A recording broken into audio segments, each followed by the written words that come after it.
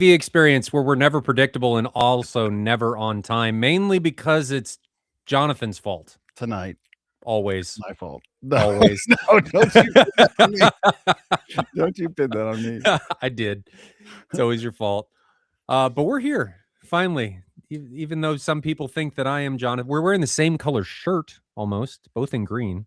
Yeah. Jonathan just needs to be bald and have more of a beard, but then we would be more similar, I guess.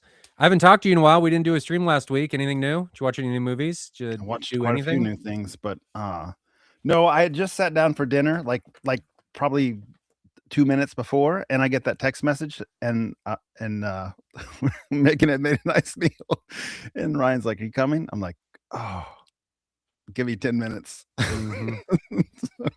Yeah. Megan, I'm sorry. Shame. Let's do dinner. Jumped on here. Sorry. Whatever. So what movies you watch? I watched 1917 last night with a buddy from church.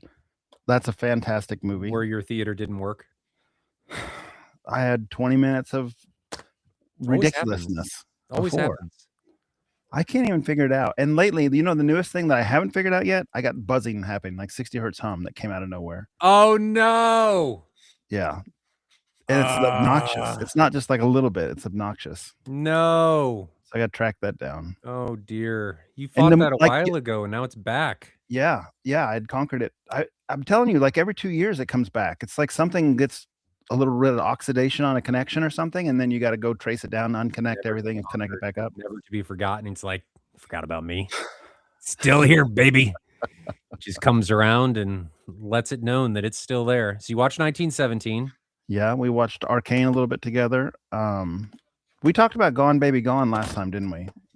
I watched Puss in Boots with my kid. That's really fun in 4K HDR with the QL. That might be it. So I guess 3 in the last few days anyway. I didn't watch crap. Nothing? I haven't watched anything. Not that I'm aware of. Why didn't I watch anything? Oh, well, one reason is the QSC on the Trinov side of things decided it didn't want to live anymore and died. Yeah. So I have no base management on the Trinov side. Yeah. I had a rep over on last Thursday, and I'm listening to it and I'm thinking, man, that sounds really thin. Like there's no bottom end. And then I switched over to Storm, and there it was. There was all the bottom end, and Trinov was outputting things. QSC goes to QSC. So I remember you saying that you were going to you had to buy a new one to just get the system. Did you get any satisfaction from QSC as far as the weird warranty deal? So I bought a new one. Yeah. And it too was also dead. Oh no. It was great. And my response from the eBay seller was, well, it worked when we shipped it. I'm like, thanks. Like not a lot happens between you shipping it and me receiving it. Doesn't go through this package hell that is UPS or FedEx or whoever you want to send it to and becomes a football and all this other thing. No, yeah. Things probably didn't work. So it would turn on, but it was like stuck in some type of corruption where something happened and it wouldn't boot fully. So it went back. My unit went off to QSC for RMA. I don't know if they're going to charge me or not. QSC evidently has this thing where they charge the date for your warranty starts when it is first purchased from QSC, not when it's sold to the end user. So it's a 3-year warranty, but it sat on a shelf for a year.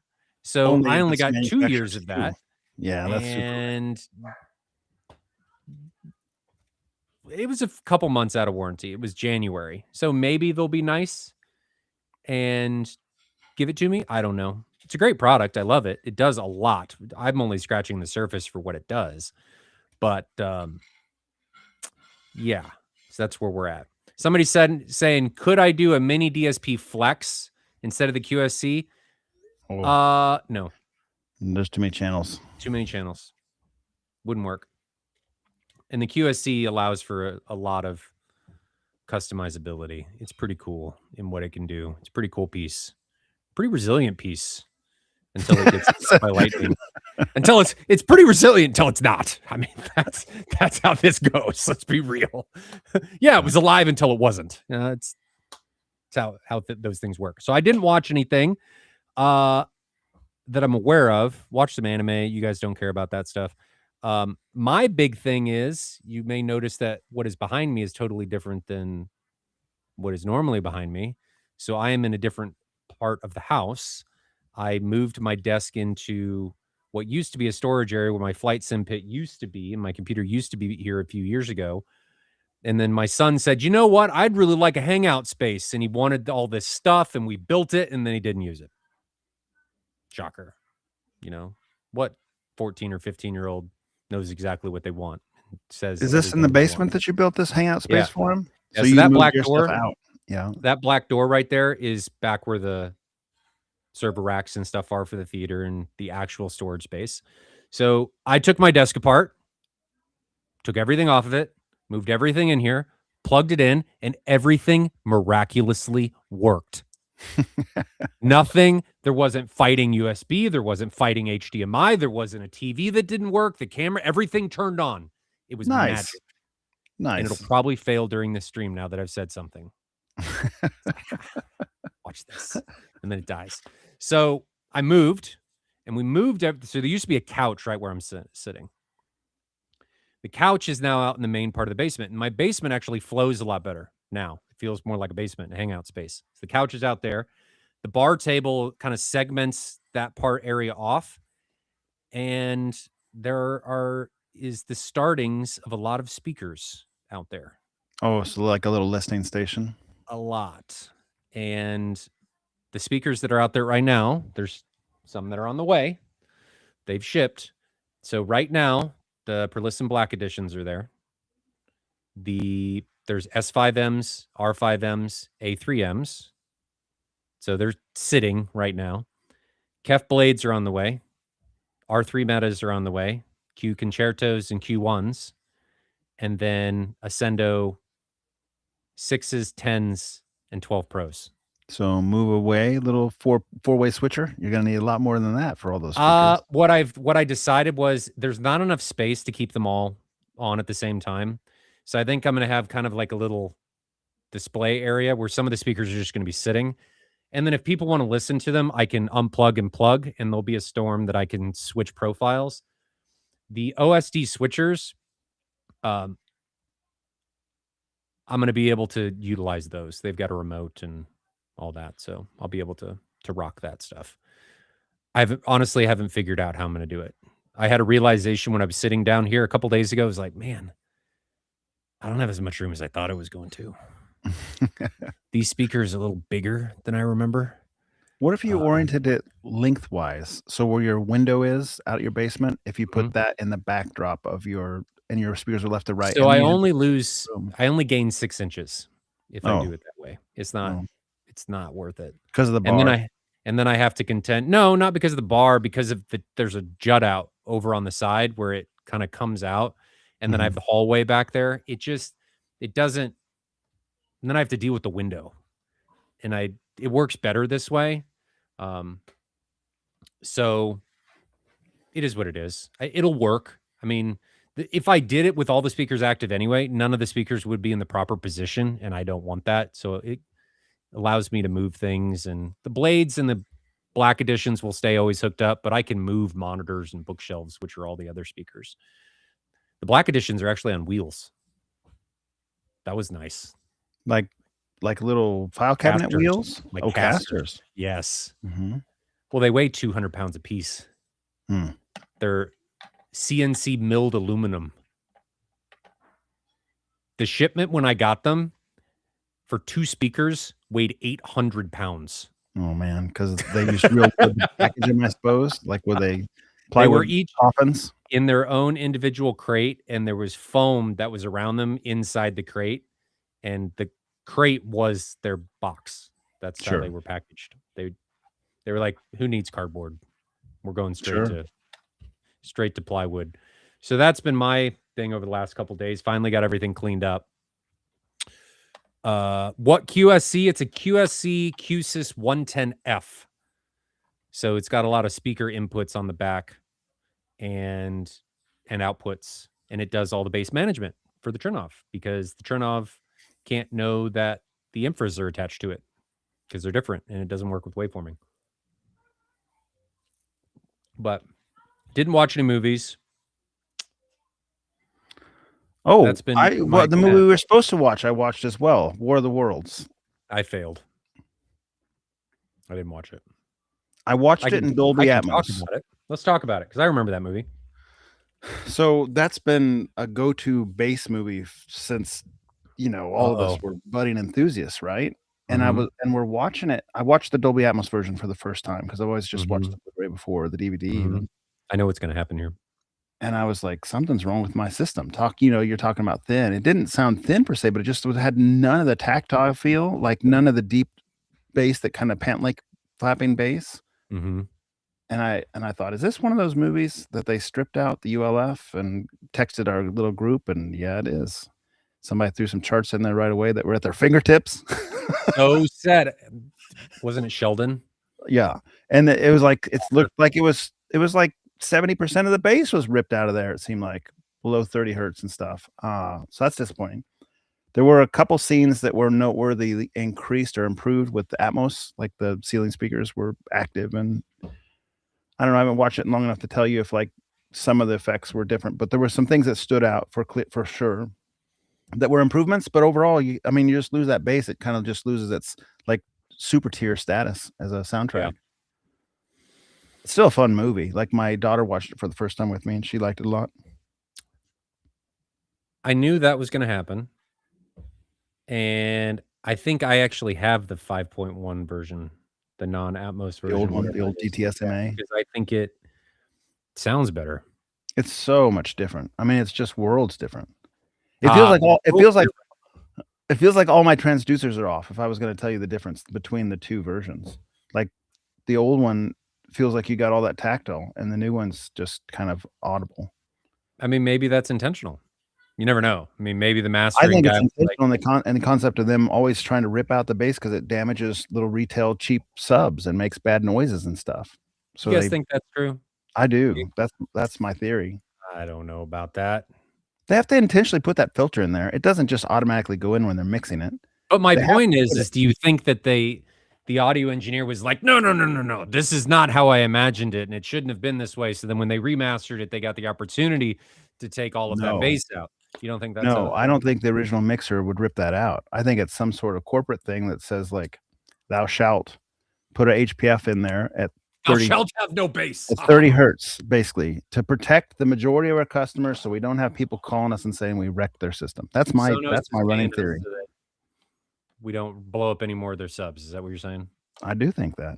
I mean, do you remember when Tron Legacy came out and there was an outcry of how many people were saying it blew up their subwoofers on that movie? On the forums, there was a lot of people. In fact, it blew up one of mine. There was a lot of people that it messed up their subwoofers. And if that complaint stuff gets back to those manufacturers, I don't know if they want to deal with that or not. That's where I think that comes from. Maybe. It messed up one of my Yamaha subwoofers. I had a Yamaha D650, I think it was. I had a pair of them, and one of them gave up the ghost on that movie. Did you notice it during the movie? Oh, yeah. Oh. It went from that pounding Daft Punk bass to like farting sounds out of one of them. Like, oh, no. Oh, no. I know what happened. Oh, no. Yeah, that's unfortunate. I don't know. I would hope they don't do that intentionally. It sucks that they supposedly do, but So you watched War of the Worlds. I failed and didn't. What was your favorite scene? Mine is always when you first see the alien come out of the ground and Tom Cruise is running. The pod emergence is really good with the laser strikes and everything. But I also like the plane crash mid-movie area. Do you remember that, where they're in the basement and the plane crashes outside the house? Yeah. And the thing cuts to black after some really intense sound. And the little girl says, "Are we dead?" And then it's kind of like a little jovial moment in an otherwise serious scene, and everyone laughs, and then it comes back on, and they go outside and look at the ship or the airplane that crashed. But what's neat about that is it's so loud. It's got to be right up there near the actual limits of like clipping because it's just so loud. And the ceiling speakers were used well in that scene. Another scene they were used well, surprisingly, with the Atmos track was the clothesline flapping when they're out watching the lightning strikes near the beginning of the movie. All the clothes flapping was coming out of the ceiling speakers specifically, which was kind of a cool effect because Were the clothes they're above you? underneath the clothesline looking Oh, up, and the okay. clothes kind of are flapping over their head and blocking the camera view. And it's almost like the camera's on a drone or a crane or something and looking down at the people looking up at the artifact in the sky, and the clothes is flapping over your head. So it's a cool little effect. Hmm. Interesting. Was there anything aside from the bass that you didn't like about the remaster? The video quality looked actually better. You know, sometimes when we get the 4K HDR, they'll Mhm. do something weird with the grain or the CGI looks worse, all that kind of stuff. It did not. They did a good job with the video transfer. It looked Hmm. better than the 1080p, which I think is always a little bit grainy. Okay. That's good. Yeah. I don't remember any I don't really remember a whole lot of that movie. When did it come out? 2005? Was it 5 or something? I think so. I enjoy it. Not a bad movie. But it's one of those that I'm upset that they stripped the audio from. That I don't know Oh, yeah. why they do that. That's sad. Abide says maybe the new studios actually have good subs and they don't have to turn it up as much to sound good in there. I'm sure that's it. You know, that is an interesting thought though. The mastering is only as good as what they can hear. And you're listening to how it was reproduced on somebody else's equipment in a way, like it was mastered to be reproduced on that equipment so they could hear it. And you're in a way also listening, and correct me if I'm wrong, but you're listening to what somebody else hears, and who knows what their hearing is like. Just Man, food I for thought. really think with how fancy the equipment does that they do these up mixing things with, they're putting a hard filter in there, or if not a hard filter, you know, just a sloping filter at a frequency, and they can calculate that, and that's how we get the bass EQ stuff and all that. I mean, it's like it's it's clearly intentional. Now, for whatever reason, if some sort of corporate bean counter decided to do it to not blow up sound bars or you know make them make bad noises or whatever, that's my guess. If it's because the mixer himself doesn't has ported subs in his ported JBL cinema subs in his home theater that only hit Mhm. 27 hertz or something, he doesn't want him to do it for his own, you know, like personal preference from from the exact unique vendor or mixer. I don't know, but it's intentional. There's no way that's accidental, especially when they're taking something that already exists and is so well known to be like one of the AAA titles for bass of like all time, like at the top of the list, and then you strip it out and make it gross. That's intentional. Can't be anything but. Do you have a mixer friend in any of your contacts? You should ask them and see if we can get a real answer on how that happens. I can try. I can try and ask. Should bring Velma down. She's like, I want to be on TV. She's barking nonstop, and I'm not even sure what she's barking about. Sorry, you can Mhm. hear her. I'll have the girls put her outside if it keeps going on. My statement that I said about the mastering for other equipment and stuff wasn't necessarily about the bass. It was just kind of a universal thought of you're listening to how it was mastered on other equipment. And correct me if I'm wrong again. Um, but could it also have been mastered to be utilized with different equipment back, 21 years ago? And we were just seeing a benefit from it later. I don't know. I don't know. I'm just talking out my butt. What I'm should gonna the next see. movie be? I don't know, but I'm gonna see if I can. Will this show up on the camera or not? I don't know.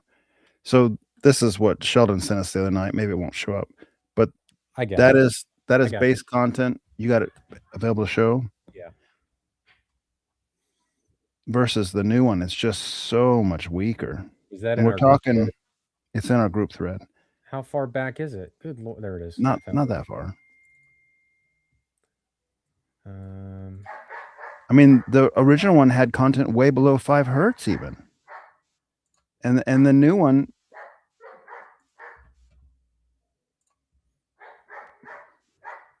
I might have to do something about that dog. Sorry. I'm getting it. Maybe I'm not getting it. I saved it to photos and it doesn't show up. You turd. Are you gonna let me play Let this? me go do something with that dog because she's not stopping. Okay. Nope, not letting me do that either. Come on. How should I do this?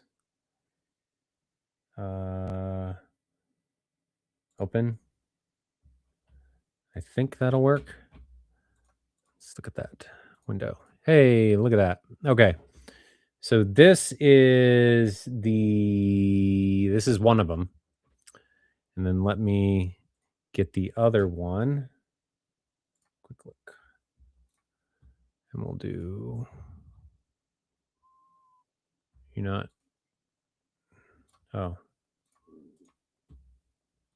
open. There we go. Here's the other one. So if we do this, there's the other one.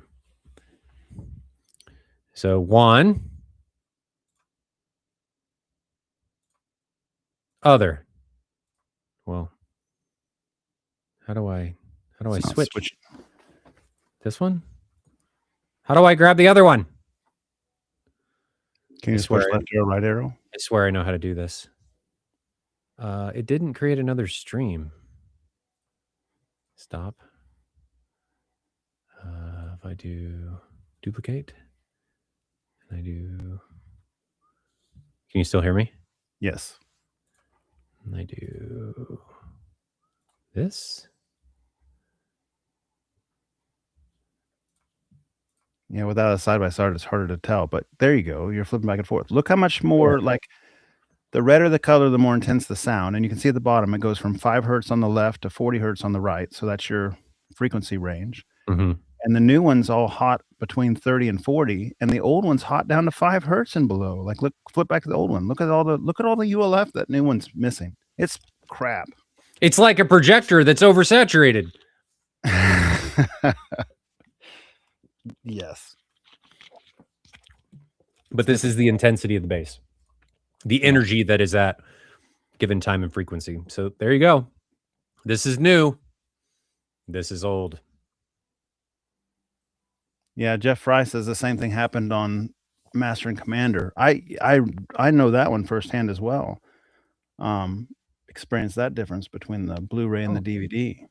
That's a nice staircase, Jonathan. Let's just bring him Jonathan doesn't even realize he's not talking to the camera. He's like talking to a wall. This AI thing followed me and then gave up. There it goes. It followed me upstairs to take care of the dog. Jeffrey Fry says there's lots of similar complaints with the bass in Master and Commander.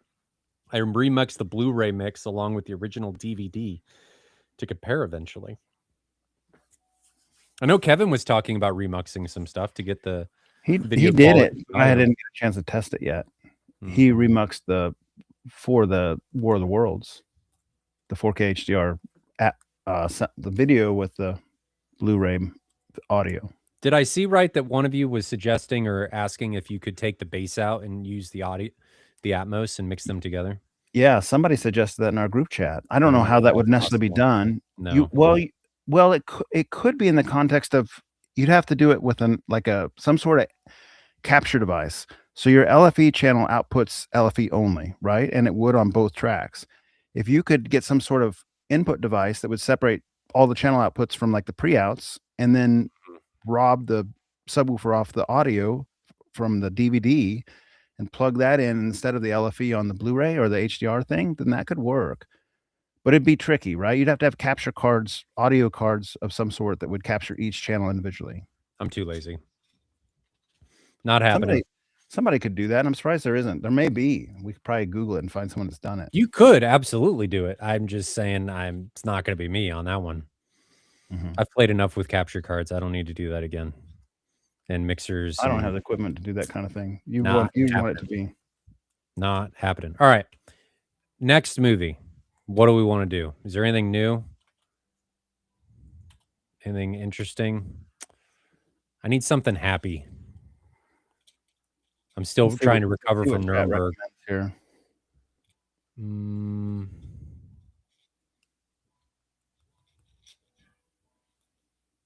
was going to say Hoppers, but it's not on sale yet. Did we say we were going to go back and watch Alien Romulus? No, but I like that one. I think I like that more than mainstream does. Mainstream kind of poo-pawed that one, but I liked it. Oh, I watched Chronicle. Did I tell you guys about that? Well, we watched Chronicle over at John's house in the last few weeks. Tell us what your experience was like. How'd you like it? It wasn't as bad as I thought it was going to be. It You're a was little out of focus. See if you can move yeah, around a little bit. you stupid. There you camera. go. It was definitely a low budget movie, but I enjoyed it. Mhm. The kids that were acting did a great job. It reminded me a lot of Super 8. I liked it. It was a Mhm. good B movie, like Mhm. rating B. I enjoyed it. Story was Mhm. fine. Good. Wouldn't rewatch it. Maybe a C. You wouldn't? I would. I liked it Yeah. enough. I probably watched it 3 times in my life. That was my first time watching it. I wouldn't rewatch it. I mean, I guess if somebody else wanted to watch it, maybe, but not on my own. I feel like I watched something else. Oh, we watched F1. And I still don't really like that movie. Yeah. The acting's not very good. I think Brad Pitt does an excellent job. Everybody else fails him.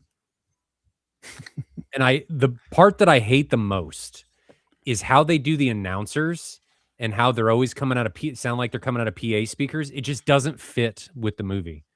I'm not in the stands. I'm watching the movie. Every time an announcer talks and I'm in the car, I don't want to hear him coming out of PA speakers. It's stupid. Just have him talk like an announcer. So Yeah. I really don't like that. But the sound effects are cool. The Atmos and audio is great. Video's fine. Brad Pitt does an excellent job. I hate that they cheat. The girl, the engineer, she does a great job too. Maybe it's just the young F1 driver that I really don't like. The announcer didn't do very well in the context of it was always talking about that one car, and they were, like, in last place the whole race, so it really made no sense that every time the announcer was talking, they're talking about Brad Pitt's team when they're like, that's not who they talk about in the race. They don't talk about last place the whole time. Yeah, it was stupid. I that one is a C plus for me, maybe. Mine's like C minus. And it's probably only on production value that I'd give it a C plus because it's not really that great of a movie. It's But only it has on production some value. fun scenes. It's only on production value that I'm giving it a C minus. I watched it because of one of my friends that was in town wanted to watch it, and he hadn't seen it, so we watched it, and it was fun. It was fine. Just I'd much rather watch Ford versus Ferrari. Mhm. No question. I watched, was it Olympus Has Fallen? Watched that. It was fine. Worse than I remember. I got things dying on me live. My little camera just went out. There it goes. How weird. Something else to talk about. JTR new speakers. RTJ? The line that Newbie got? That's what I said. It was just, I said it backwards. The 212s, the 24-inch sub, the 410 active, the 12-inch coaxial, so like the 12, I guess 112, or I can never remember what he's calling it. What do you think of that 212? I haven't heard it, but Jeff voices a lot of his speakers similar, so I kind of would expect that I know sort of what it sounds like. It'll be real clear, real dynamic. Has anybody in chat heard it?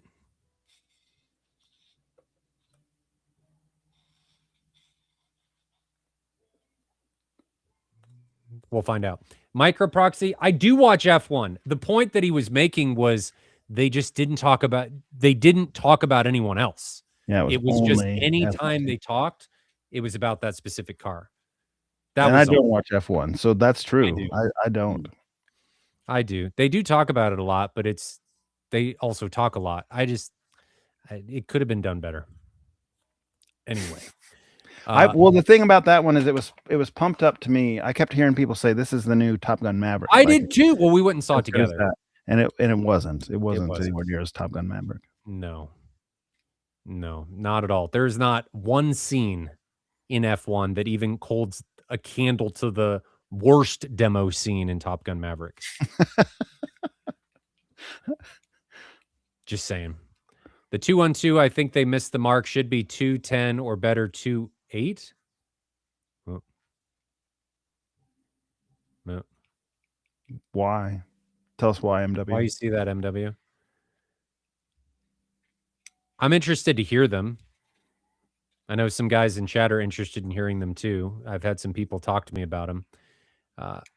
We'll see how they do. I think it's interesting that Scott chose to do those as side surrounds, and then his rears are the only one, and tops are the only ones that are not the 212s. I know it's a space constraint, but Right. that was an interesting choice. Not saying it's bad or wrong. Frankly, that waveguide probably makes them do very well directed energy on as side surrounds. So can't say it's a bad decision. So that's interesting. Jeffrey Fry says, I watched Nuremberg a few nights ago and had similar thoughts to you. Jonathan thought Crow was great. Yes. Yeah. That movie, I ended up, I left watching that movie feeling worse. Yeah. Which was how it was meant. Why crossover from a 12 to a 3.5 inch coaxial? I can tell you why. Jonathan, do you have an opinion? Well, has he put out any plots on it? I mean, it's going to be that he's just getting more output with the 12 is what he's going to be going on, and that 3.5 coax, all that stuff's going to scream. It's going to be like 130 dB capable across the board, and then have more mid bass with the 12s is what it's going to amount to. So well, the reason he's doing that is the 12's giving output, but the 3.5 inch, he's able to drive that lower and is able to cross them over lower. So, I mean, look at the Black Swan. The Black Swan's got a 15, not 12s.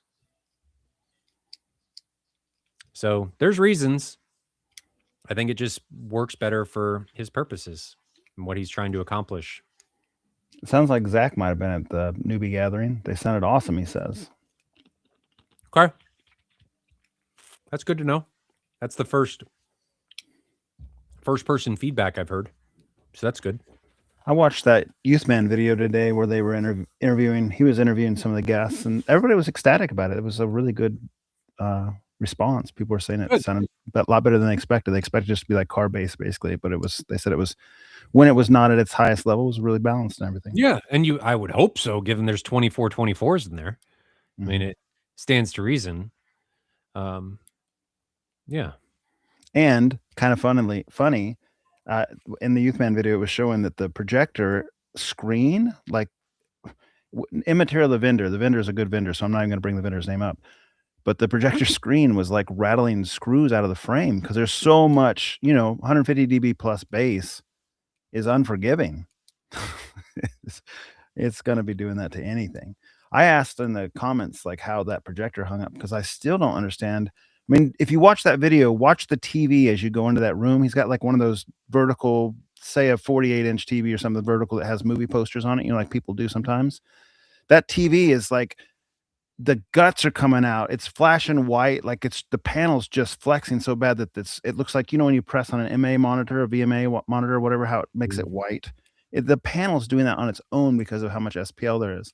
Okay, it's not doing it on its own. It's getting the bejesus kicked out of it by the acoustic energy. It's not even in the same room, right? And it's just flexing it so bad the TV's just washing out completely. I know that the panel's small on an LCD projector, so it wouldn't have as much room to flex. But I'm really surprised that LCD panel doesn't mess up the alignment, doesn't like blow it up in a sense, like really mess it up where the mechanisms fail and stuff. So I'll be curious to see how long that beautiful QL3 or QL7000 lasts in 150 dB bass. Because they don't engineer it for that kind of acoustic levels. They just don't. There's like a half a dozen people in the world that have that capability. So there's no reason to engineer it for that. So I mean, for all we know, they did. They're going to send us some like checklist of some video of Epson in some sound lab and it's getting kicked. What's up? You home? Okay. What? I can eat. I don't know. Go eat some Doritos and applesauce. And after you're done, can we play pool? Yes. Oh, it's raising a pool shark, are you? Yeah, that's fine. Yes. Okay. Yeah. She likes playing pool. So anyway, that'd be funny if Epson pulls it out of their back. Yeah, we actually did. Yeah. This was tested for this reason to meet some XY certification, and it passes. I'm just imagining them sending us a white paper on it right now. Jason, Rob, if you're listening, that'd be hilarious. Yeah, that would be funny. That would be funny. Okay. Anything? Did we pick a new movie? We didn't pick a new movie. We've been rambling. How about District 9?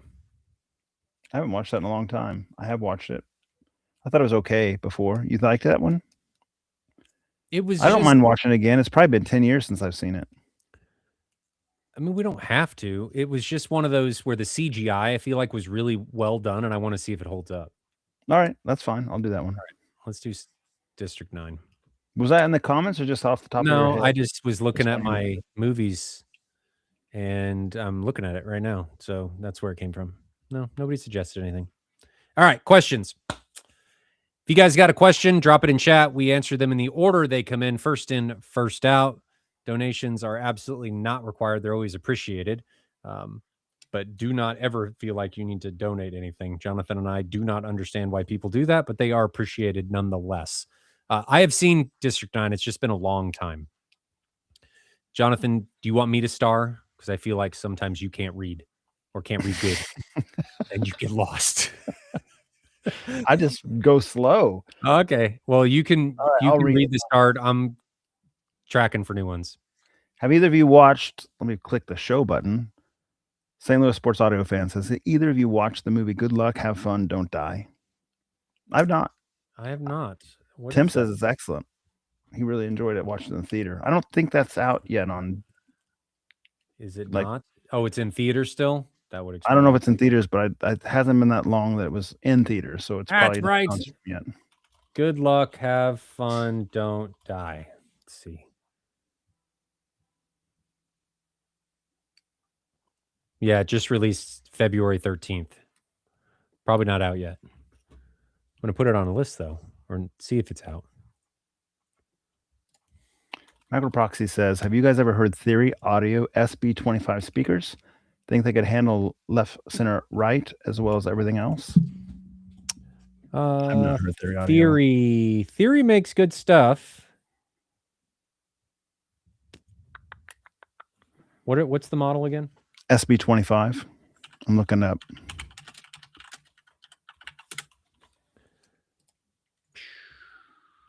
I don't think I've ever heard anything from Theory, actually. I don't like their pictures.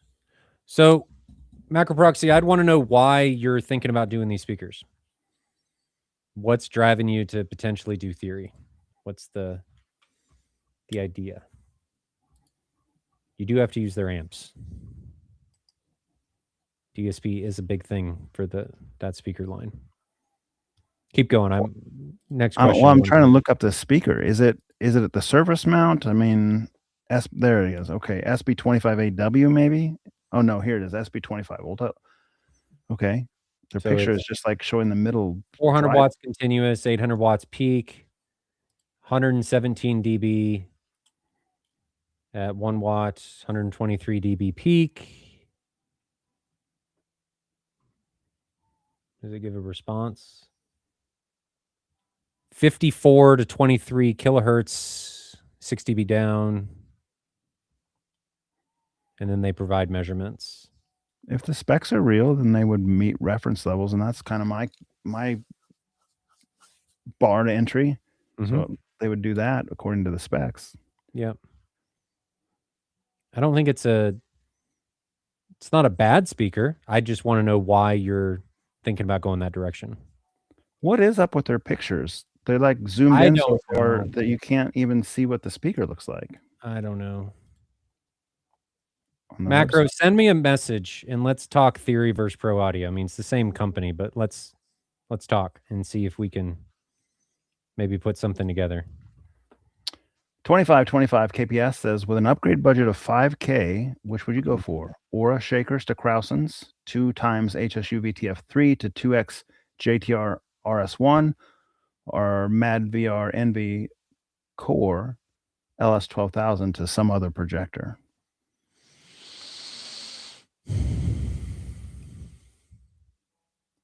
I don't think for $5,000 he's going to get much of an upgrade from the LS12000 combined with a MadVR Envy, unless he just wants. I mean, really, just for $5,000, you're just not going to. That's kind of that answer. Oro shakers to Krausens. I'm not a fan of Oro shakers, so I think you can make some ground there. HSU VTF3 are nice subs. Like, there's nothing wrong with that. JTRS1 are probably, they're going to be a little bit better, but not like worlds better. You're talking about, isn't that a 15 ported? The VTF3? I think so. 15 ported versus 18 sealed. Let me look. Traditionally, I mean, JTR is like kind of a top tier product, and HSU would be like a good tier product, like maybe one small step down. But generally speaking, like a 15 ported is gonna be pretty similar to 18 sealed, so not a huge difference there. The JTR would be better, but not a huge difference there. So really, out of that, if you're really sticking to those three things, I'm gonna tell you to go to different shakers or even try near field.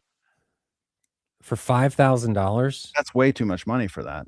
But he could try near field or something if he wanted. I would add 2 more subs. Yeah. More subs. More. Krausens cost $500 a piece, right? So if he got a couple of them, that's $1,000, and he still got $4,000. Well, then you got to do the amp. You get amps for nothing. Well, okay. Regardless of that, the other parts that we don't know is we don't know what his speakers are. We don't know what his room's like. So I'd like to know that. Could be, you know, maybe you got the wrong screen because whatever its gain is, its ambient light rejection, whatever do you have acoustic treatments in your room? What are your speakers? Are you running into issues with compression?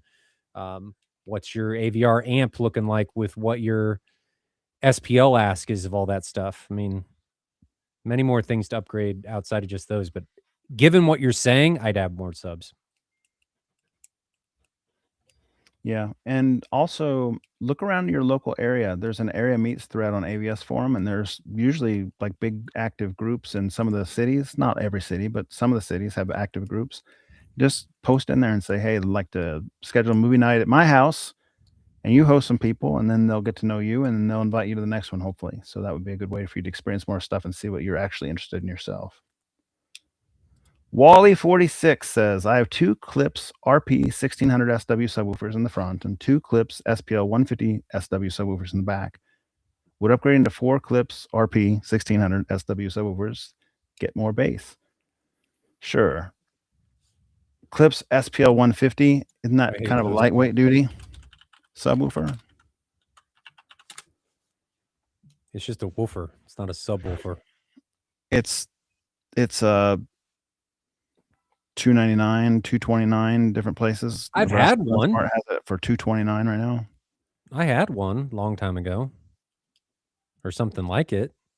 Those subs could actually be doing you more harm than good. Yeah, I would agree.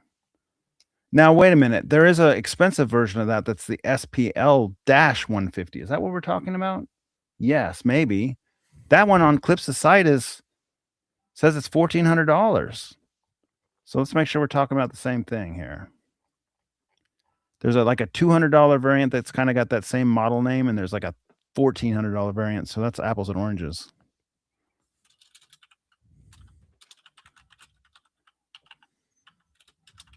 I'm putting an exact model name as he said. Or is Clips just inflating their MSRP that high that makes it look ridiculous? I don't know of any SPL 150 that was that expensive. Was there a 15-inch a long time ago? Is he responding in the comments? I'm still in pinned. Here, I'll put it in private chat. Look at this thing. It says $1,400. Why? That can't be the same one that like B&H has for, or Nebraska Furniture Mart has for $229, can it? What in the world?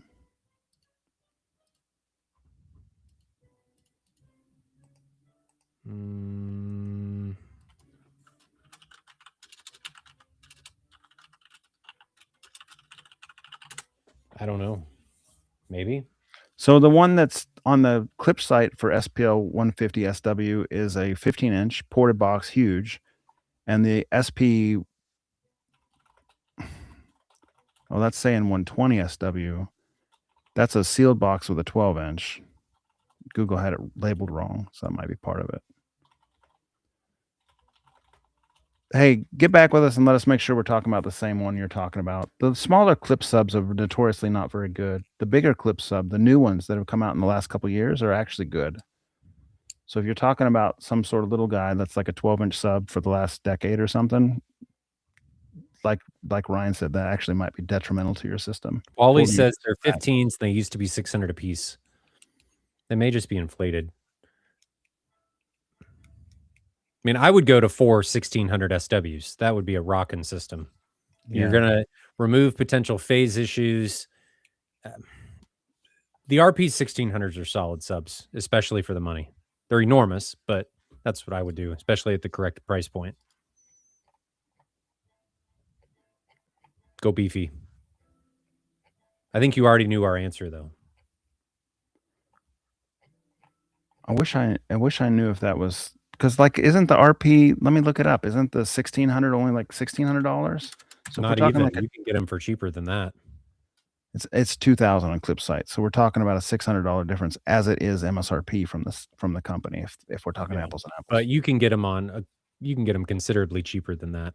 Yeah, they go on sale for like $1,000 sometimes at some of those slick deal sites that they link to.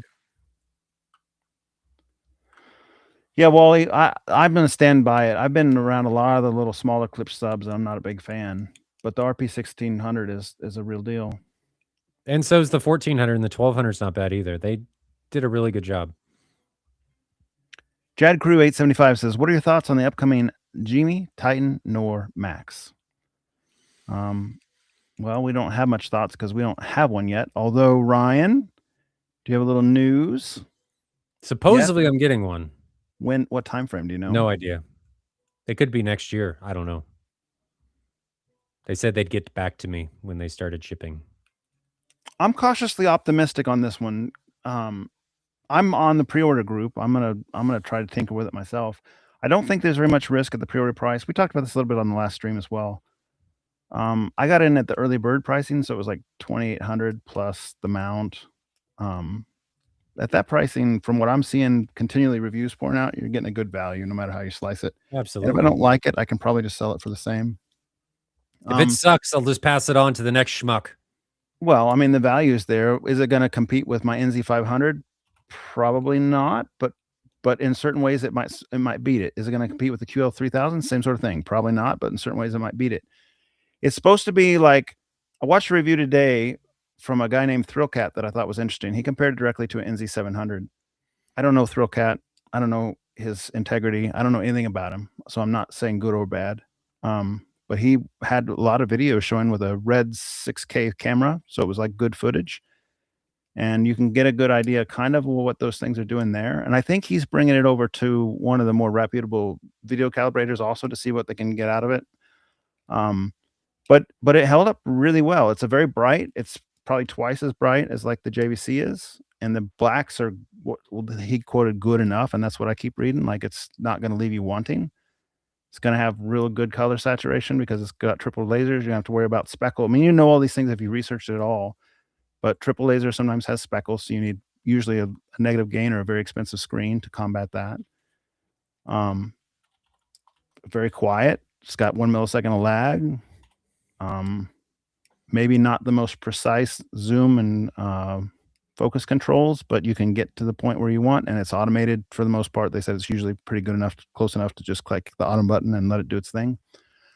I think it's pretty interesting, and I'm excited for the competition because they're putting a lot of hardware into that product at that price point. Is remarkable, and all the other vendors just keep going up and up and up and up in price, and this is some competition to the lower price point. Yep. I'm excited about the competition. I hope it spurs innovation. We've been stagnant for a while, and it'd be nice to get some new products and or new tech. Yeah, and what's different about this one compared to past DLPs is that it has a dynamic iris that's functional right now, and it'll help both the brighter and the darker content in a single setting. Like you can put it in the dynamic iris mode, and it will help its functionality to have like dark scene representation as well as very bright scene representation. It also has a equivalent, like Valerian Max and Valerian Pro had a EBL. This has DBLE, which is the same sort of function. It's like a dynamic iris dimming that's supposed to be really good. And by most accounts that I've been reading, the Valerian Max has kind of more artifacts than this Titan Nor Max. And so if you're like, maybe the iris responds a little bit slower, or the DBLE responds a little slower than EBL, but it's less artifact prone or less noticeable in artifacts. And because it has dynamic iris, it could be both darker, and because it has more lumens, it could be brighter. So I think most people are starting to say that they think this would beat the Valerian Max, and it's about the same price. So there you go. A year later or whatnot. Okay. I know nothing about it, so I can't weigh in. Yeah, I mean, all I can say is I don't have any real hands-on experience yet by any stretch, but I'm interested enough that I'm buying one to tinker. So that's my answer. Okay, Potato Bake says, I'm in a basement. I have 2 sealed Dayton UM18s. Would it be a good idea to put some long 2x4s under my seating and one of the subs? Good for tactile base.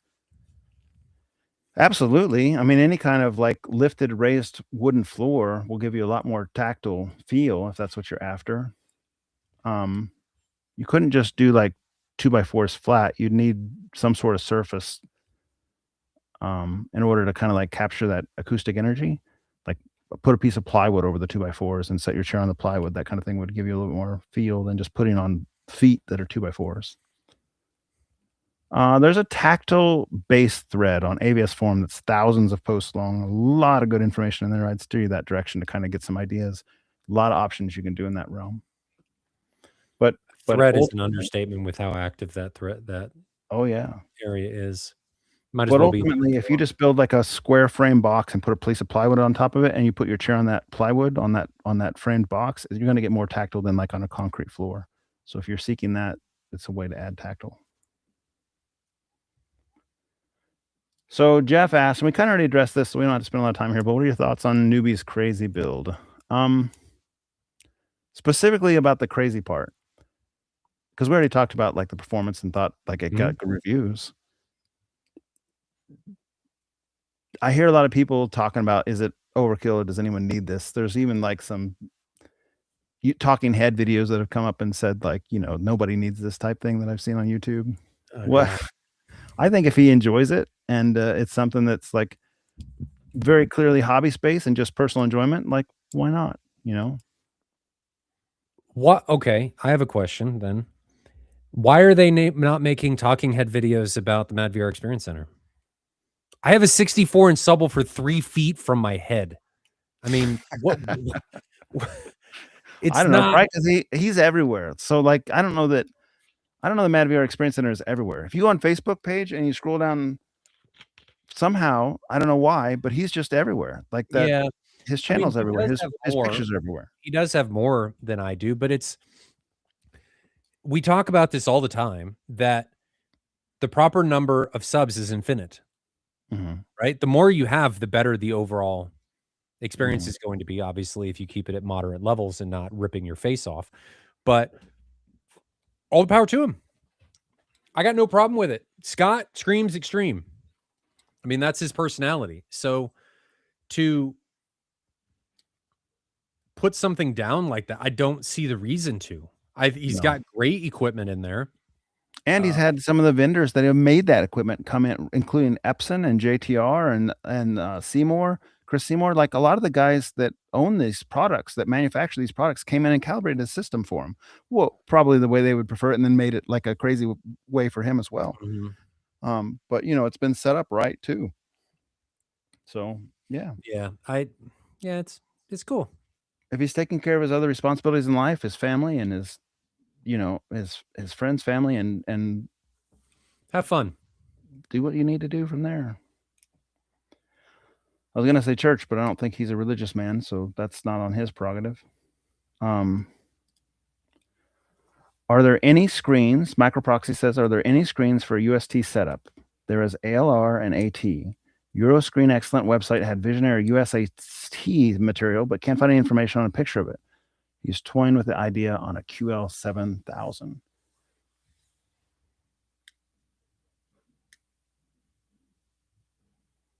Well, I'm kind of confused on this one, Macro. You might have to help me out.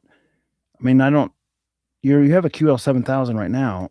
How would you do a UST screen? That's ultra short throw. Like, I mean, are you there's thinking that, about switching a little periscope lens on that?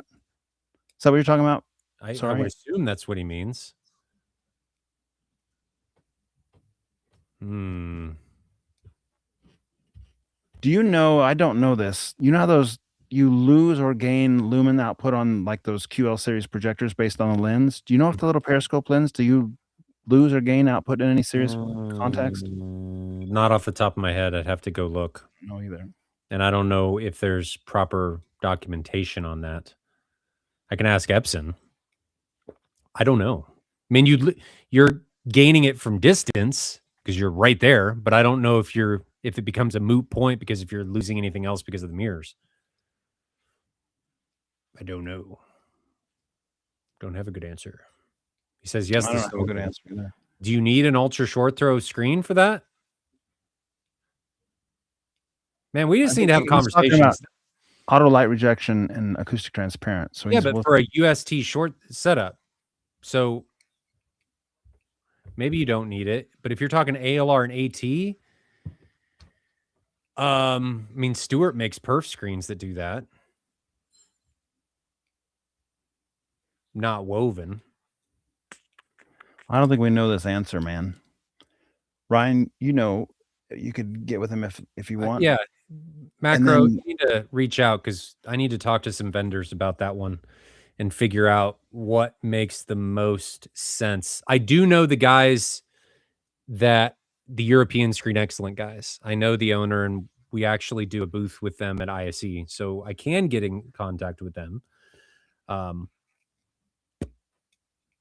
I got to learn more about your setup to know what the proper way to be and if the UST would even be what I would do. Not that you shouldn't do it because I disagree, but yeah, we need. And then this is always the kind of topic that's great on AVS forum too, because you'll just get a little bit of input. You might even make a thread on it. Just see what people recommend. Viewing angle issues. Oh, sorry. Go ahead. I'm just reading his last comment. Yeah, we need to talk. I gotta find out. Epson may know of some screens that'll work. I can get with Rob and Jason and see what they may suggest. Shoot me an email. Let's go through some stuff.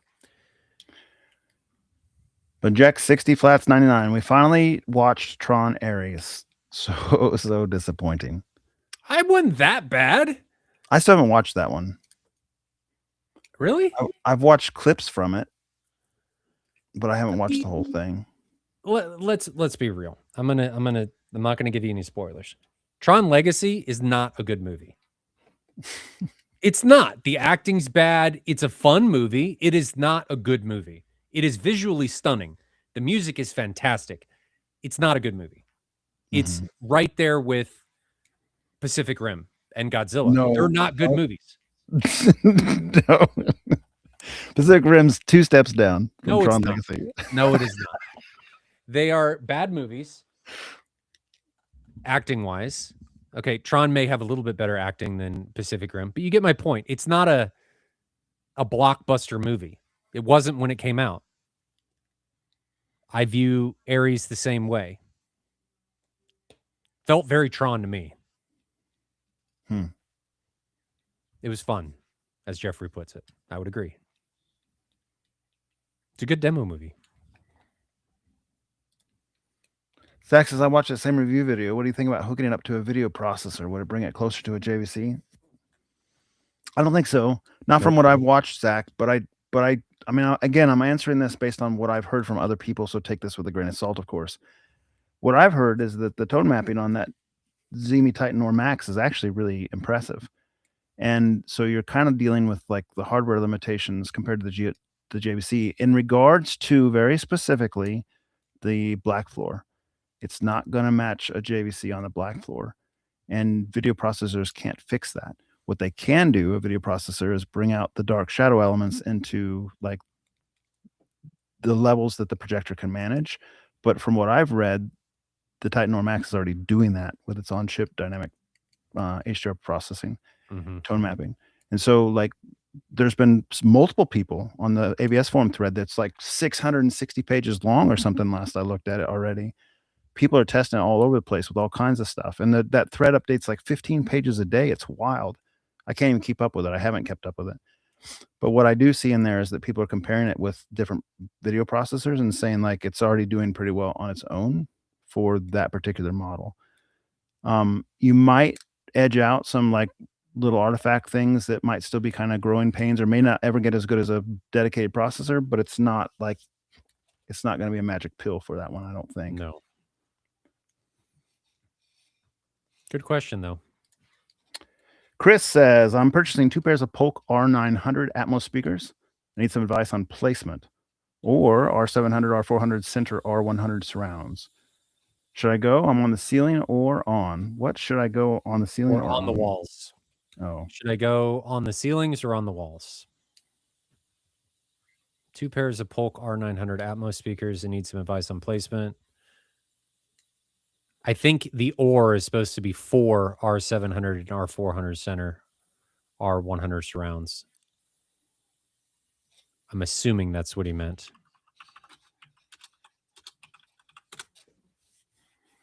So R700 Polk are giant towers.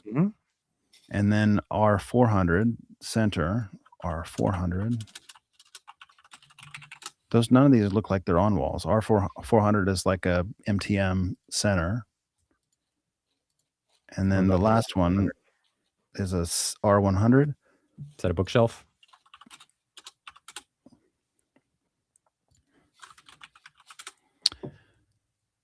That's a little small bookshelf. What's the R900? So I'm not sure where he's coming with these in walls. R900, clicking it. Those are like little slanted speakers that are meant for ceilings or for toppers on the towers, basically. Like I think he's asking, should they go on the ceiling or on the walls for the top channels? Ceiling. These have a pretty steep spike. They're a 4-inch driver. My vote is not to buy those. Yeah, but what is the R100? How big is the R100's driver? Well, that's why I'm saying don't. I don't know about the R100, but the R900 has a 4.5-inch driver. It has an 85 dB sensitivity and it handles 100 watts, which means it cannot do reference. But maybe his goal isn't to do reference. John. Everybody I know that buys speakers like that is like immediately looking to upgrade when they hear it making better. Yes, I would agree with that. Skip that, man. Don't do the R900 at least. Let's see what else you're looking at. What was the R100? I don't think that's a place you'll even be satisfied with very long. If you're on this podcast watching us, it's because you like this stuff. And that's so you're saying what he should do is forego the purchase. Yes. Maybe get some, instead of buying all of that equipment, spend all of your money together on towers or just the mains and subs. And then do the other stuff later. At the risk of offending someone that's watching this that has that kind of stuff or that really likes that kind of stuff, that's not an enthusiast set of gear. So skip that. Save a little bit of money, buy a smaller set of speakers, and just increase with a higher quality set of gear year after year. Yeah. Focus. Buy focused. Quality over quantity. Focus if you don't have any setup right now on the mains and or subs. And then add to that. Because as Jonathan said, what typically happens in this space is people will get something to get into it and then very quickly upgrade and then upgrade. And it becomes just this stair step. And what that ends up being is I'm spending a lot more money because you're replacing the entire system. And if you're watching a podcast like this, and or surrounding yourself with other people that are in this space, that's going to happen way quicker than you think it's going to. Yeah. I mean, if you were on like some Quora forum or something and just saying, hey, what speakers should I buy with this? And you're like talking to a bunch of casual people and they would say like, those are totally fine. A lot of people love those. You could get people that would give those 5 stars all day long. Okay. They're not bad speakers. in this enthusiast space, at the type of stuff we're talking about, the gear we enjoy, that's not. If you're talking about buying it, don't buy it. If you already have it, enjoy it while you have it, but don't buy it. Yeah. It doesn't mean they're bad speakers. It just means they're not designed for what people that are enthusiasts are going to potentially be after.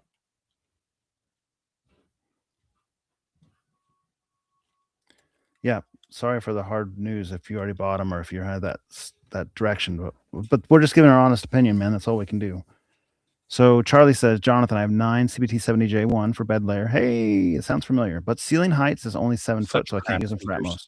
Everyone suggests synthesis for Atmos, but out of my price range. Anything you suggest for Atmos speakers? We'll come back to Chris Contreras. Height is only 7 feet. Oh boy.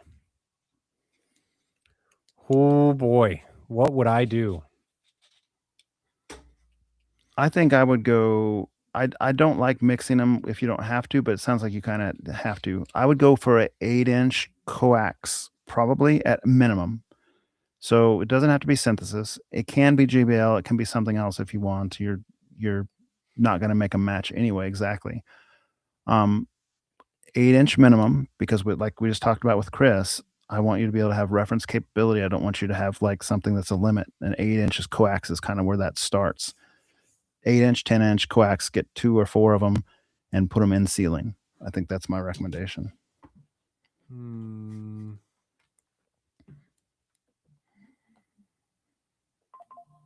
You can even get, if you want to put them on ceiling instead of in ceiling, you can even get the slanted style. I mean, there's lots of do-it-yourself options too, as far as those kind of things go. What's above your ceiling?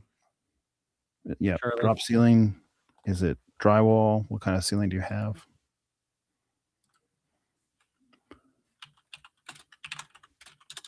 And I'm hoping it's only one row. I'm going to the do-it-yourself sound group and see what they have out there that might be something for you to check out. Trying to think of speaker options that would work for that.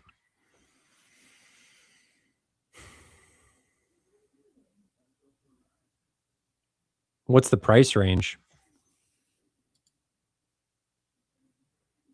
Synthesis is a broad line.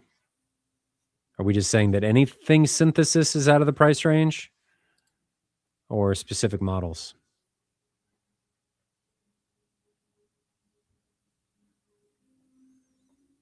Chris Contreras, while you do that, Jonathan, says, should I get 2 pairs of R100s? I wouldn't get either. I would focus on your mains and subs and then add more later. And or do something other than Polk. It's my suggestion. Get the DIY SG HD8, best bang for the buck, Atmos, in my opinion. Those aren't bad. I've never been hugely impressed with those speakers. Doesn't mean they're bad, just not my thing. Jonathan's reading intently. Or acting. Yeah, I mean, I'm just trying to find if there's any kind of. There's a lot of threads on 8-inch coax, man. That's your search term. In my opinion, that's your search term for a short ceiling. Type in 8-inch coax speaker, and then just start looking at like do-it-yourself options. If you're willing to do that, you can build your own box. You can make it custom sized to what you want it to be, port tuned to what you want it to be. There's a lot of threads on AVS Forum to help you out with that. There will be some prepackaged stuff you can get in ceiling speakers that are 8-inch coax. You can consider 10 or 12-inch coax if you want, but like I said, don't do 6, don't do 4. Your CBTs are very much capable of reference volume, and you don't want your ceiling speakers to be the limiting link there.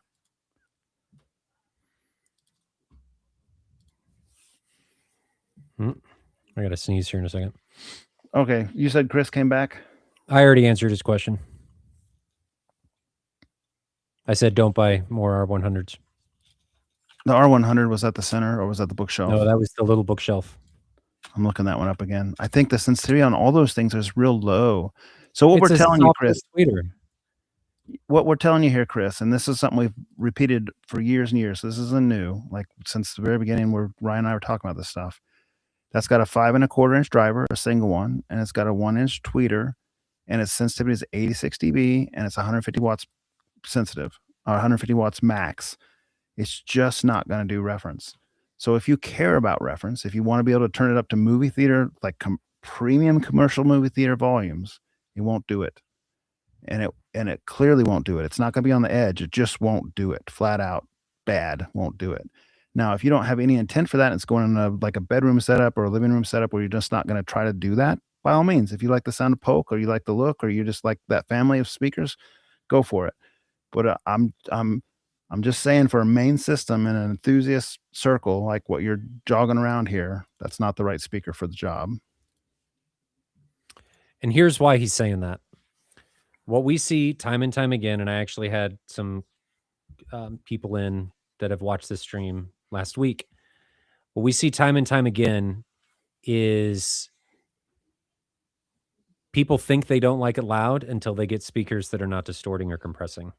Mhm. And then they get themselves in a position where they don't think it's as loud and the volume just keeps going up and up and up and up and up because we like loud, shockingly. Why do concerts play loud? Your ears typically don't hurt while you're at concerts. They hurt later. They're not distorting. So Jonathan and I are just worried if that's the direction you're going, don't get those speakers. They're not bad per se. They're just not designed for what you're going to more than likely ask of them if you're watching this podcast. That's the worry. And we try and allow people to not reinvent the wheel. So we want people to learn from our mistakes, and we have been down those pathways. Again, it's not that Polk makes bad speakers. They're just designed for a different purpose. There are plenty of people that love Polks. There are some really good Polk speakers out there. They're just not going to do what we've come to recognize that we like and what we preach effectively. And we don't want you to find yourself wasting money. Been there, done that. So how that will reveal itself, and just to kind of cement this a little bit, like this week I had that guy over, we watched 1917 together in the theater, and this experiences repeat so many times. And all the you time. had the same thing. We're in here, we're watching the movie, and there's some sort of dynamic element.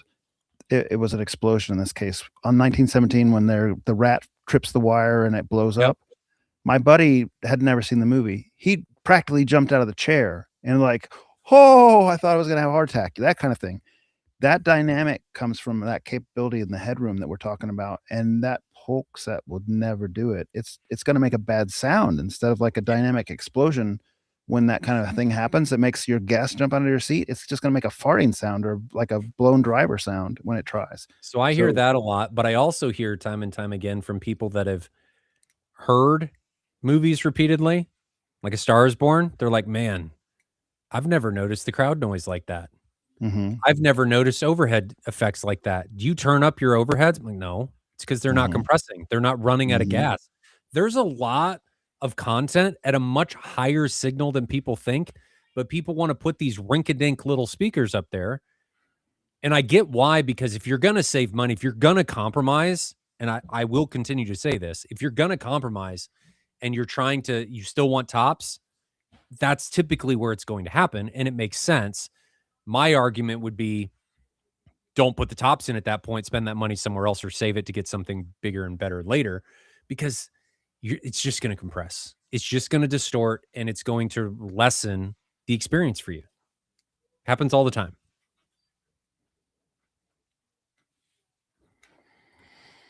Let's not beat that one to the ground, though. Okay. Majek says, running left, center, right, and 2 surrounds with 4 subs in a 16:9 room. Do I add rears or Atmos? 16:19 is a pretty big room. At rears. He's got 2 surrounds and left, center, right. So he's got a 5 channel system right now with 4 subs. Rears. I generally agree with that. I think Atmos is kind of like the 15% on top of the rest when you get a good full functioning 7.1. You can get a really, really, really good experience out of just base layer speakers. I mean, look at what Christopher Nolan does with all of his movies. He doesn't use Atmos. Or typically. I think there's been some upmixing with stuff. But man, watching Fury, for the longest time. I finally got an updated version of it that doesn't have Atmos. It was amazing. Watching Batman, like The Dark Knight, no Atmos, amazing. So implement what you got really well, and I think rears over the tops. Yeah, I mean, I was just thinking, would I even say that I would go wides over tops? I don't know if I'd go wides over a single pair of tops, but I'd go wides over 4 tops. So wides before 4. I might even do wides over tops. I'd have to play with it. But there are so many movies, like Ryan said, that are mixed so well in 7.1. It's way more vast material as far as like a legacy or historic database of 7 material versus Atmos material. And there are many times where 7 material can sound like it's coming from above you anyway. And case in point being, like in the early days of Atmos, when people were like clamoring about how good Atmos was, and you turned off the ceiling channels, like people were doing tests, turn off the ceiling channels, they were barely on a lot of times. Like there was very little source content even going to the ceiling channels, but the way they were being mixed was allowing it to sound like it was up there. I've even had that experience myself where it's fooled me, and I've thought like, man, this is really good Atmos track. The ceiling effects are really good. And then I played with that same thing. Like some of those videos, people were saying there's very little content up there. Turn off my amp for my ceilings, and it's like, this still sounds really good. I'm not even sure I can tell much difference. There are clearly times where that ceiling channels are putting specific dedicated content up there that's only there, and you can tell it's there. But a lot of times it gets mixed in and it sounds great even without ceiling channels. Charlie says, I would like to have 4 Atmos speakers with around a 2K budget. That's totally possible if you're willing to do it yourself. Look up as an example. Now, this isn't necessarily the box form factor you're looking at, but look up Do It Yourself Sound Group Coax 8, and they have a Volt 8 speaker that I'm thinking of. It's $200, and I've seen plots on that one. It'll do reference volumes, and it's $200. Now it's build your own box. They give you the front plate. You got to build the rest of the box. You got to cosmetically cover it or paint it however you want. But I'm just saying, like, your price point doesn't exclude you from having reference capable good speakers.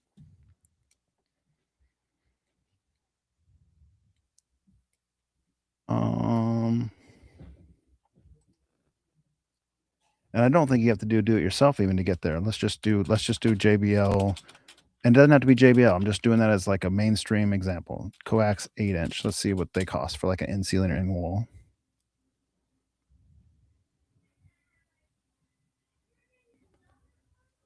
Yeah, I mean, it looks like they're like $300 or $400 for any numerous. They have a lot of models because they're a huge company. A lot of them are $300 or $400 for a 8-inch coax in ceiling JBL, and that's going to get you to reference volume too. And it doesn't again doesn't have to be JBL. Could be a lot of different companies.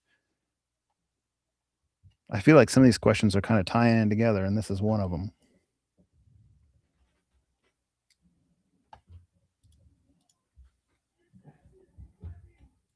Anything else to add there, Ryan? Nope. You got it. I think that's probably the best way to go with that budget. And the other in bringing them together with the other speakers he already has. That's what I would do. Macroproxy says 2K per speaker budget in wall or on wall. Say less than 9 inches deep or so max. One model to do all 13 channels. 9.4. Reference cable required. What speaker? Jonathan, CBTs. You got a lot of options at 2K per speaker, in my opinion. A lot of options. I would do on wall. I wouldn't do in wall. You lose the ability to aim. Jonathan will say the CBTs. Yeah, I am. But I was gonna say even you could get the Big Brother at $2,000 a speaker, but you can't anymore.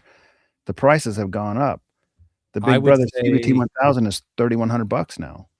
I would say Ascendo the 10 is what I would do. Do them everywhere.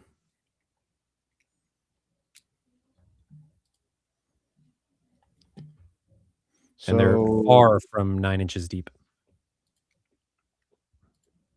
I keep messing that one up. Mark Wilson says, curious questions. If Perlisten R series is the top of the range per se and Polk R series is the lowest tier, what is a happy medium for a living room near reference setup? Okay, well, let's figure out the budget. So per listen R series is, let's just do the R7T. So the R7T is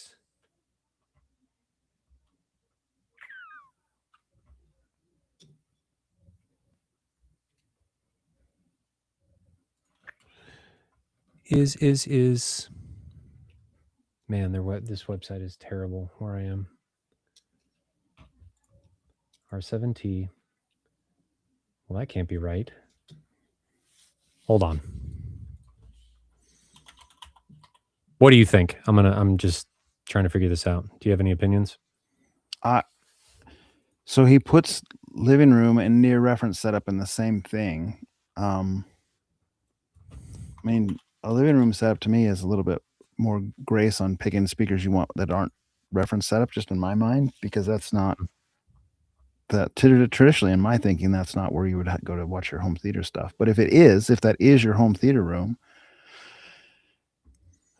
well, Polk R series, we were looking at probably like $300 a speaker or something ish, right? So R series from per listen, the towers are 5,500. The step down tower is 4,400. The monitors are 3,300, and the bookshelves are 2,700. And you want something that looks nice in your living room. So we go in the middle, reference capable. A big part of reference capable is going to be determined by seating distance and what becomes possible in that. How far away are you going to sit from the speakers, Mark? If you're close enough, I would do Kef.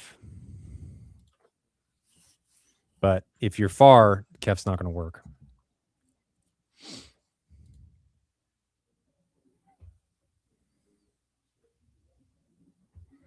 I was looking to see what Monoprice had anymore. I mean, I think I'm gonna go back. I mean, I was just kind of seeing what was out there mainstream. HSU makes a nice coax 8. I can't believe I didn't think of that earlier when we were talking about all the coax 8. That might not be a bad choice for like a nice intermediate system that's going to do reference.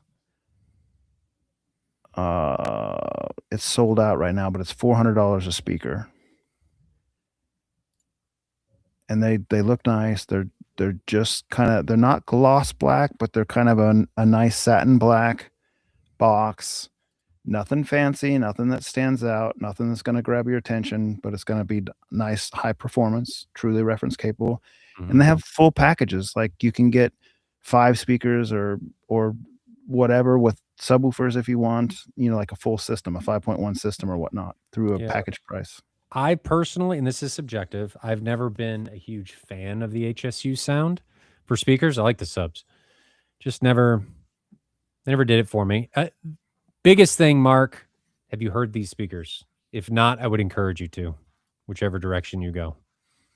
You're dropping this kind of money, so even if it's somewhere between per listen R series and Polk, still not inconsequential or insubstantial. I would encourage you to listen to them before you make a decision. If you want to talk more about that offline, don't hesitate to shoot me an email. Maybe we can help you out a little on price. New DIY sound group site is Synergy Audio.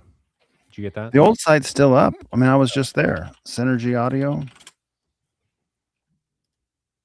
Is he saying it's like a competitor, or is it the guys had started a new company and named it that? I don't know. Unknown. I do not know. Let's see if they have kits and cabinets here. Home theater kits.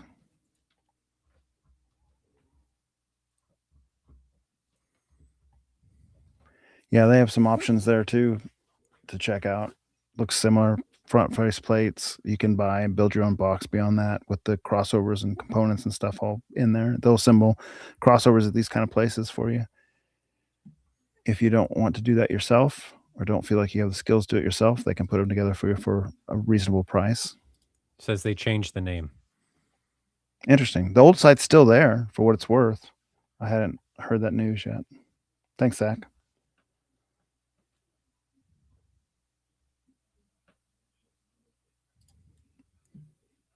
I mean, I don't know, like, what's going to be so wrong with those things. I'll have to watch Aaron's review. I see Bing Dong said that Aaron did a review and didn't like them. I mean, it's just a coax speaker. Can't be that much wrong with it, can there? I don't know. I haven't seen that review. I'll have to go watch it. Hmm. I've just never historically liked the way they sound. I mean, per listen's always been great. If you're looking for a box speaker that's in a living room, it kind of rules out something like a Sendo. Kef's good as long as they're in close to you. Their more expensive stuff can do THX reference, but given your price points, I don't think that's really an option. What else? I don't Ascend know. Audio, maybe? And we say it every time, and we're going to say it again. You can have two people in the same room listen to the same speakers side by side, and they'll have different opinion on which one they want. They can even sit in the same chair and have a different opinion. I've been in those kind of situations so many times. So what I tell you or what Ryan tells you you're going to like is not necessarily what you're going to like. Go put your ears on different stuff. Go to different showrooms if you can. Go find people on ABS Forum, other hobbyists. Go listen to their gear, see what you like, and then come to your own conclusion. Yep. I'll have all this stuff in Kansas City if you want to come out. I can get the Polks if you want to put them up against them, but all the Berlissons and Kefs will be here. Cody says, what is your opinion on studio monitors for home theater? I have 4 Atom Audio A77H and want to use them in a room that is 20 by 20 by 12 with an SVS Pro 2000 sealed box. I think they could be good. Atom Audio A77H. A77H. Atom Audio. The thing with the studio monitors is typically that they won't necessarily do reference at distance, but that's not always true. So let me look these up and see what we got. The key is to use them within their capabilities, and they're designed typically to be near field. Mm-hmm. 3-way, 3.5-inch MLM tech specs. 2 7-inch drivers, that's good. The medium-sized drivers, 3.5, pardon me. And the high frequency drivers, 2-inch. That's probably going to be capable just based on the driver sizes. It says it handles 340 watts. That's good. Maximum peak SPL at 1 meter is 106. Red flag. If you care about reference. If you care about reference. So they got good size drivers, but it's not a particularly, they don't even have the sensitivity rating, but it's not particularly sensitive if it's only going to do 106 dB at 1 meter. Remember that at 10 feet, you drop about 10 dB. I mean, that's just like typical. It's not going to be exactly, but in that ballpark. So if you're dropping 10 dB to 10 feet, at that one, you're only going to be at like 95 dB, and reference calls for 105. So you're shortchanging yourself if you care about movie theater volumes. Look at this shameless plug. You could try plugging in your specs into the SPL distance calculator on mwaveapps.com. Ryan. It's that's, if you're not familiar with that, do it. But it's close enough to 10 dB in a lot of rooms that I've measured with my Omni mic that I have that confidently in pocket.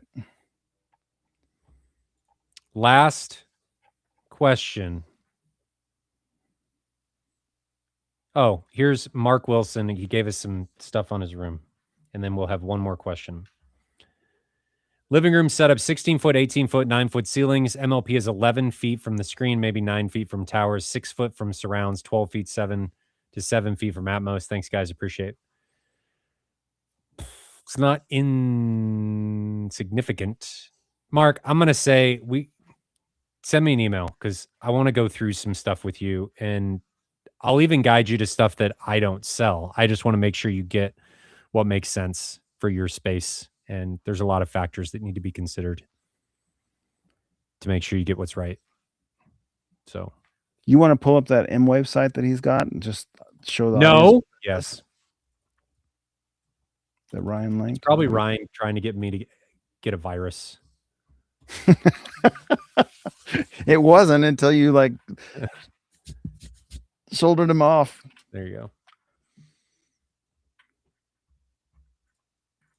So this will eventually be integrated into M-Wave and Ascend AV, I believe. I'm gonna close the chat so this gets larger. Go But ahead. you've got a projector screen calculator, speaker wire calculation, and SPL seat. Click that. Can you zoom it in to make it larger so the audience can see? No. It's pretty small. So needy. Beautiful thing. So So put you one of those can specs we saw in there. Put a 85 dB sensitive polk in there. So that's And then, 85. And then 100 watts was correct. Yep. 100 watts. And seating distance is 10 foot. So max you're going to get out of that. Nothing else being considered, and this is without any room gain, which you will get depending on the dispersion of the speakers, depending on the room itself and how lively it is. And you're 95 losing some to EQ though too when you have that. So 95 is like best case scenario. Yes. I think when you apply EQ, because remember, even Odyssey and a lot of the auto EQs will apply up to 90 dB EQ, and that robs your power real fast. Yeah. When you're talking that kind of stuff. Yep. There you go. And I don't even believe. Okay, let me rephrase that. That was the wrong way to phrase it. It says 95 dB. That polk won't do 95 dB. It says that it will, but that little tweeter that's on there, that little 1-inch soft dome that polk uses, is gonna fart out after about 85 or 90. It's gonna overheat at 85 look at or 90 this. dB. See, for that speaker's sensitivity capabilities, it would take 930 watts. And you're gonna light it on fire. With Yeah, 1,000 watts to that thing. It would no longer exist at those capabilities.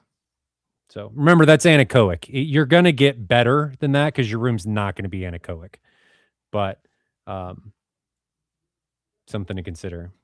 Ryan, great job on this tool.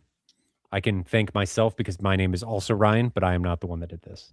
Ryan Kramer did it. Huge shout out to him. Doing the man's work. Fantastic. Stop sharing. Now, last question. Super chat from Bobby Digital 4922 5 USD. Thank you very much. Never expected. Always appreciated. When you have time, could you please explain process of stacking projectors such as the Xgimi Titan Noir Max?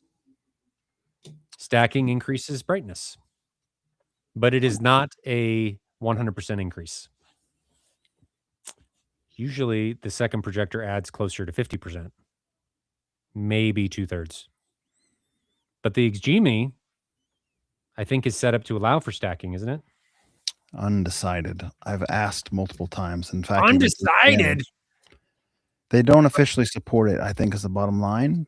Oh. But there's theory crafting that it might work, and they've been kind of coy about answering directly. I see. The reason behind it, Bobby, is increased brightness. If you didn't want to, if it was an exponential increase in spend in order to get a brighter projector, you could just get another projector that's the same and then align them. The problem with this is if the mounting system is not robust enough, any shake will knock them out of alignment. And if you try and do lens shift when doing this, you're going to have a bad time. Yeah. It takes a while to line it up. So your process is you put them both on the screen at about the same area. You have to do them one at a time. You need to pixel align them so the pixel grids are good if they're LCD-based projectors or LCOS projectors so that your red, green, and blue panels overlay perfectly. You're going to get them up to the border of the frame. You're going to bring the other one blanket, put the other one on, make it be the exact same. You're going to bring up a pattern on both. Most of them have an internal test pattern, or you could use something from a test pattern JPEG or something. And then you're going to just zoom, focus, maneuver to the minutia level to try to get everything lined up. It'll take you probably 45 minutes, an hour to line it up. And that's why Ryan said you don't want to do a recall, memory recall or thing, because you'll lose that and have to readjust it. If bass happens, or if they have any kind of ability to walk or move through vibration, it's not going to work because it has to be really closely pixel lined. Part of the reason that people were sort of excited about the Xgimi projector or the DLPs that have these auto zoom and focus is they were thinking like, hey, if the camera could be set up to look at where the two are and automatically make that adjustment, that'd be awesome. Because some of the pro level stuff, like the commercial stuff, does that. But I don't think Genie right now has that built in. They've hinted about in the thread that they might make that something they would do, but I don't know, reading between the lines, if their lens manipulation motors are finite enough for that to do, like basically granular enough to make that happen. Because one of the complaints you read about in the reviews is that if you push like left on lens shift, it's like brr, and you push right and it's like brr, and it's like too much. Whereas JVC, Epson, Sony, the people that have been in the player longer, you hold right and it's like, and you hold right and it's like, and so you can do those real granular adjustments because the motor's gears are very fine. Mm-hmm. Now they could probably do some sort of keystone or digital adjustment, like digital imaging compressing, if the camera that makes that focus adjustment is good enough to recognize that. And that's like how the commercial stuff could do it too. So it's not off the table, but it's a little bit suspicious to me, if not telling. I'll use those words lightly because I don't know, but it's a little bit suspicious or telling to me that they haven't come out and said, yes, you can do it. Like, because why wouldn't they? People have been talking about it for like 2 months at this point. Can you double stack it? It's gone on for pages in that 660 page thread. I'm responsible for some of the posts. Like, why wouldn't you just take 2 out of your bench test and like stack them on and say, yeah, it's possible. Look at this. It's awesome. If you want to know more about the process, on my channel, there is an LS12000 double stacking, both live stream and a video, like 5-minute video that shows you how we did it and the results. And it was very positive. Like, yeah, it took about 45 minutes to set up, but that's really not that long. If you weren't changing your zoom and focus and you really locked them in good, it was fantastic. Because even though it's not quite twice as bright, it feels almost twice as bright, and the blacks don't perceptually increase to be like twice as bad. So it's like a win-win in that context. Like, it's, to put it in Xemi Titan or Max standards, that's about 4,000 or 5,000 lumens is what it is when it's calibrated. Advertised 7,000 doesn't do it. It's more like 4,000 or 5,000. But if you had 2 of them, now it's at 9,000 or 10,000, 8,000 or 10,000. And now you're getting up to like projectors that cost way more for that light output. Because when you start climbing that lumen scale, that's where the prices really start bundling up. So that's kind of the draw, right? Getting something that would normally cost an arm and a leg for cheap because you're double stacking them. Well said. That's it.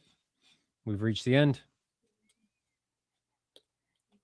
Okay. Our movie is District 9. We're going to watch that.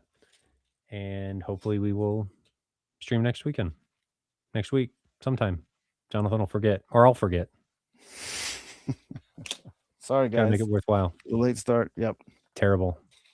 But we'll wrap it up here. Nothing else. Okay. Well, enjoy work. This is Thursday. For anybody that's working on Friday, I go to my son's soccer tournament this weekend, so we'll be out of town. Yeah. See you guys next time. Stay safe out there. Enjoy the Home Theater journeys, and we will see you guys in the next episode.